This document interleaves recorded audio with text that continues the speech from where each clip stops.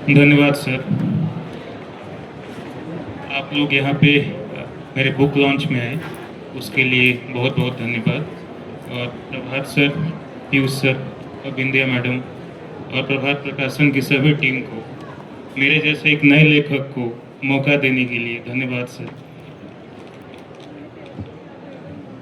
जिंदगी के starting phase से ही स्ट्रगल से मेरा गहरा नाता रहा है। जब मैं लगभग 11 साल के एज में था, जिंदगी अच्छी चल रही थी। अचानक मेरे पिता का देहांत हो गया, जो कि मेरे फैमिली में एक ही अर्निंग मेंबर थे। तो स्ट्रगल को मैंने बचपन से ही देखा है, और जब धीरे धीरे मैं कैरियर में सेटल होते गया तो मुझे हमेशा ऐसा लगता था कि मैं समाज के लिए क्या कर पा रहा हूँ। धीरे धीरे ऐसा ख्याल आया कि जो कविता लिखने और डायरी लिखने की मेरी आदत है, उसको क्यों न किताब लिखने में बदला जाए, जिससे मैं स्ट्रगल के दौरान जो भी मैंने सीखा है ज़िंदगी से, ज़िंदगी के साथ जो भी मेरा एक्सपीरियंस रहा है, उसको मैं युवाओं के पास पहुंचा सकूं। लगभग 2021-2022 से लिख रहा हूँ। धीरे धीरे 2 किताबें बन गई हैं और 2 किताबें और आने वाली हैं। मेरी जो भी लेखनी होती है, भले ही वो किताब के फॉर्म में हो, कविता के फॉर्म में हो या आर्टिकल्स के फॉर्म में हो, लगभग सभी लेखनी युवाओं के लिए ही होती है। जो जब एक बच्चा स्कूल कॉलेज से निकलता है तो लगभग स्कूल में तो हम लोग सिलेबस याद करके स्कूल के एग्ज़ाम में पास हो जाते हैं, लेकिन जब ज़िंदगी एग्ज़ाम लेती है तो जितने भी क्वेश्चंस होते हैं सभी आउट ऑफ सिलेबस होते हैं। तो ये बहुत ही कंफ्यूजन वाला फेज़ होता है, और इस फेज़ के लिए ही मेरी लेखनी होती है कि युवाओं को मजबूती से ज़िंदगी जीने के लिए इंस्पायर किया जा सके। मेरा बैकग्राउंड है कि मैं एक इंजीनियर हूँ, मार्शल आर्टिस्ट हूँ, और 2 किताबें निकल चुकी हैं। ये जो किताब है लेटर टू माय सन, इसमें मैंने कुछ ऐसे सुपर स्किल्स के बारे में बताया है जो कि आप अपने पर्सनल लाइफ और प्रोफेशनल लाइफ दोनों जगह आप इसको यूज़ कर सकते हैं। और ये जो सुपर स्किल्स है, ये बहुत ही रॉकेट साइंस नहीं है। ये मुझे भी पता है, आपको भी पता होगा, लेकिन इसका इम्पैक्ट कितना है, ये कितने पावरफुल है, ये शायद इसकी अहमियत क्या है, ये शायद हम लोग नहीं समझ पाते हैं। ये जैसे सुपर स्किल्स हैं, कुछ सुपर स्किल जिसके बारे में मैंने लिखा है: डिसिप्लिन, कंसिस्टेंसी, करेज, अनुशासन, साहस। अब यहाँ साहस का मतलब ये नहीं है कि आप 20 लोग के साथ मारपीट करके आ गए।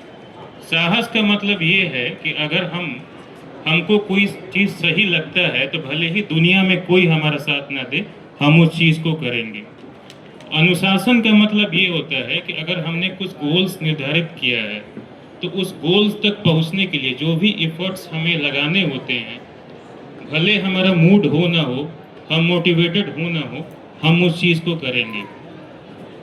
आजकल सोशल मीडिया के ज़माने में मोटिवेशन मुझे लगता है कि ज़्यादा ही ओवररेटेड हो चुका है।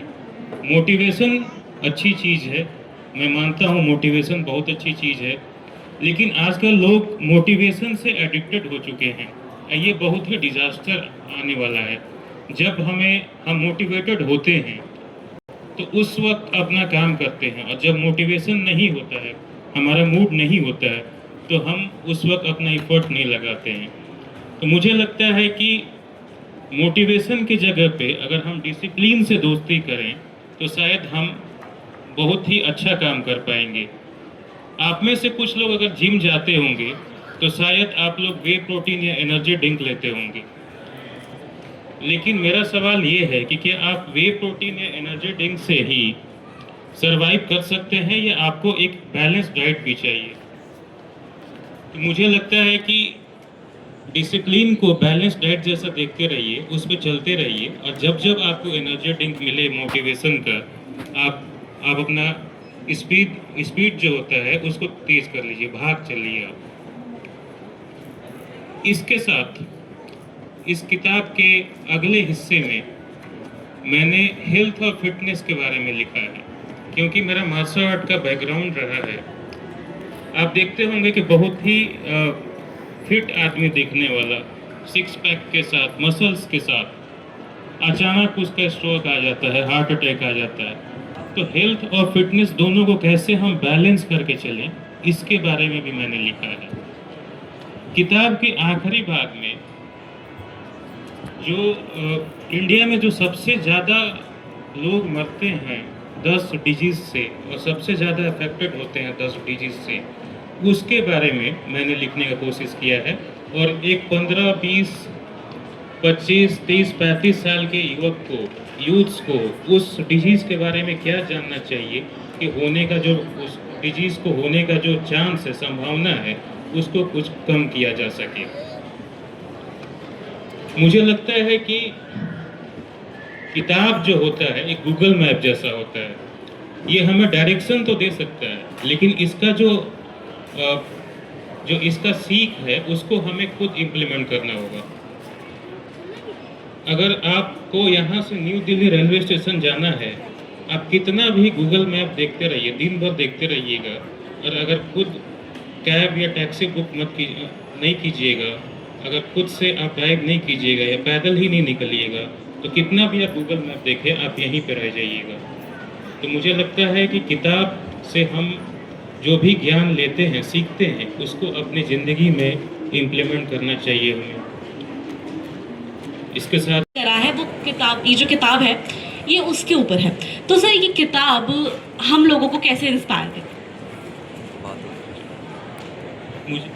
मुझे लगता है कि जब हम स्ट्रगल करते हैं, पहले तो हमें ये नहीं पता रहता है कि पहले हम ये समझ के चलते हैं कि सब कुछ ठीक रहेगा ज़िंदगी में, लेकिन जब ज़िंदगी स्ट्राइक करती है हमें, तो सूचना दे के नहीं आते। ज़िंदगी एक ईमेल नहीं भेजती है हमें, I am going to strike you, stay tune.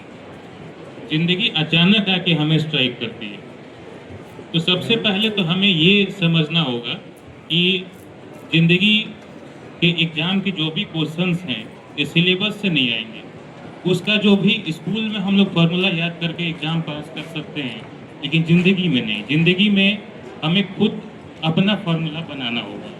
तो इस किताब में मैंने कुछ ऐसे ही जो जब मेरे फादर एक्सपायर हो चुके थे, तो उस वक्त जो कुछ भी सीख था मेरा, जैसे मैं जब इंजीनियरिंग करने गया, तो क्योंकि मैं ब्लैक बेल्ट था, साथ में सुबह सुबह कराटे क्लासेस लेता था। इंजीनियरिंग कॉलेज के बाद जब आता था घर पे, तो फिर से जाके कराटे क्लासेस लेता था। तो उसमें स्ट्रगल को कैसे हैंडल करें ज़िंदगी में, कैसे एक बैलेंस रेसिपी बनाएं स्ट्रगल को हैंडल करने के लिए। और उसका मुझे लगता है कि डिसिप्लिन, कंसिस्टेंसी, करेज, अकाउंटेबिलिटी, रिस्पॉन्सिबिलिटी एक अच्छा रेसिपी है उस स्ट्रगल को हैंडल करने के लिए।